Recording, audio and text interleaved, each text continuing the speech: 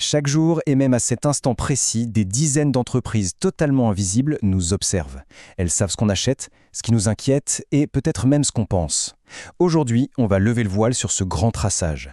On va voir ensemble comment cette surveillance fonctionne et surtout comment reprendre le contrôle. Cette citation, elle est tirée de notre source. Et elle donne le ton. Ça fait un peu froid dans le dos, non? On a cette impression de liberté infinie sur Internet.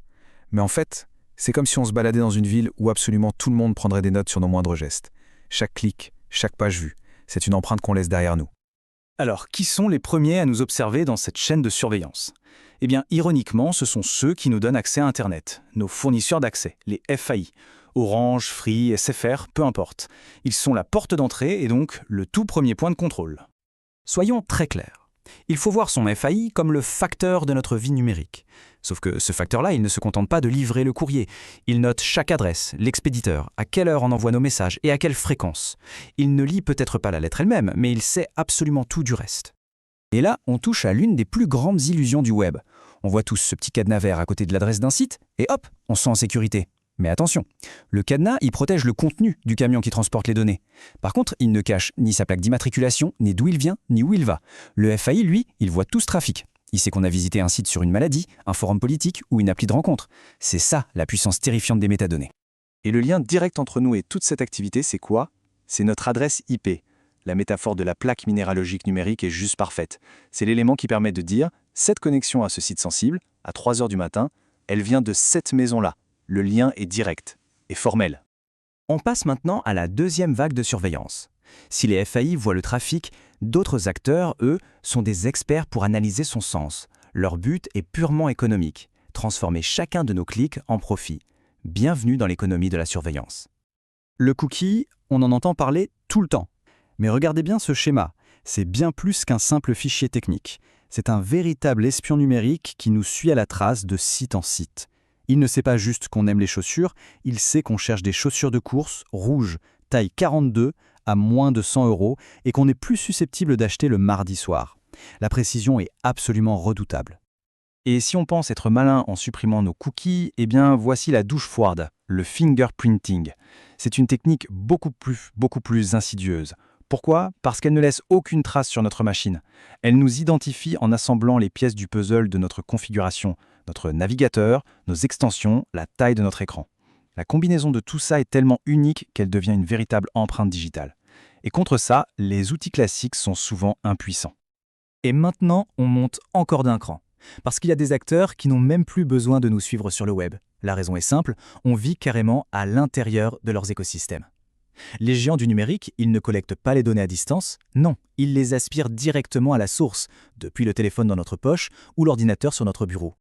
Le premier nom qui vient en tête, c'est évidemment Google. Mais il faut bien comprendre une chose. Google n'est pas une entreprise de recherche. C'est une entreprise de données. Sa collecte est gigantesque, mais sa vraie force, c'est de tout connecter. L'écosystème est si vaste qu'il peut croiser ce qu'on cherche, les vidéos qu'on regarde, les endroits où on va et même les emails qu'on reçoit. L'ampleur du système donne le vertige. Le téléphone Android sait où l'on se trouve. Chrome sait ce qu'on lit. YouTube sait ce qui nous divertit. Et Maps sait où on travaille. Mises bout à bout, ces informations ne créent pas juste un profil publicitaire. Elles créent un véritable double numérique, capable de prédire non seulement ce qu'on va acheter, mais peut-être même pour qui on va voter. On passe à Microsoft. Si Google domine notre vie personnelle, Microsoft, lui, est au cœur de notre vie professionnelle. Et la logique de collecte y est tout aussi profondément intégrée. Windows envoie en permanence des données de diagnostic à Microsoft. C'est ce qu'on appelle la télémétrie. Par défaut, un identifiant publicitaire unique nous est attribué sur notre machine. Et quand on utilise Office 365, le système peut analyser notre productivité. Si on ajoute à ça toutes les données de notre carrière sur LinkedIn, Microsoft ne sait pas seulement comment on travaille, mais qui on est professionnellement. Et enfin, un acteur qu'on oublie parfois, mais qui est pourtant essentiel, surtout dans les métiers créatifs et professionnels, Adobe. On connaît tous Adobe pour Photoshop ou Premiere Pro. Et oui, via le Creative Cloud, Adobe sait exactement comment on utilise ces outils. Mais son activité la plus lucrative et la plus discrète, c'est l'analyse de données.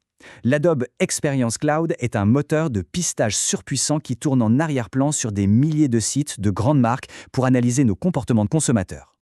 Bon, Face à cette surveillance massive et généralisée, le premier réflexe, c'est de vouloir se défendre. On entend parler de VPN, de bloqueurs de publicité, mais est-ce que ce sont vraiment les boucliers qu'on nous promet? Sont-ils à la hauteur de cette immense machinerie de surveillance? C'est la question que tout le monde se pose. On installe un VPN pour masquer son adresse IP, un bloqueur de pub pour nettoyer un peu les pages. Est-ce que ça suffit pour retrouver sa tranquillité et sa confidentialité? La réponse de notre source est sans appel. C'est une illusion de sécurité. Et pourquoi? Parce que ces outils agissent au mauvais endroit. Un VPN ou un bloqueur sur un ordinateur, c'est comme mettre un garde du corps à l'intérieur de sa maison alors que les espions sont déjà dans la rue, en train de regarder par les fenêtres. La surveillance se fait au niveau du réseau, bien avant d'arriver sur nos appareils. Alors, qu'est-ce qu'on fait? Si la menace est au niveau du réseau, la défense doit l'être aussi. La seule stratégie qui soit vraiment efficace, selon notre source, c'est de changer complètement de logique. Il faut arrêter de protéger chaque appareil un par un et commencer à protéger le point d'entrée de la connexion. Il faut bloquer la menace avant même qu'elle puisse atteindre nos appareils.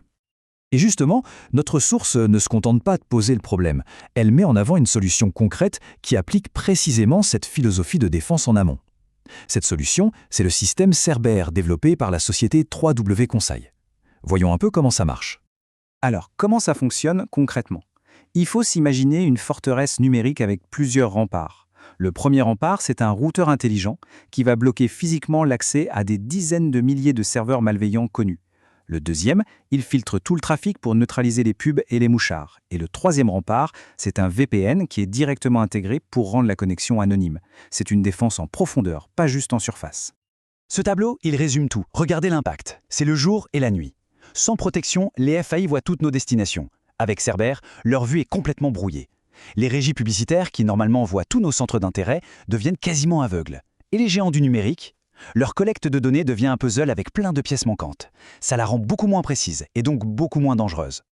Et le point le plus important, c'est que cette protection, elle est totale et impossible à contourner. Plus besoin d'installer une appli sur chaque appareil, la télé connectée, la console de jeu, la montre intelligente, l'ordinateur des invités, tout, absolument tout ce qui se connecte au Wi-Fi est automatiquement placé sous ce bouclier de protection.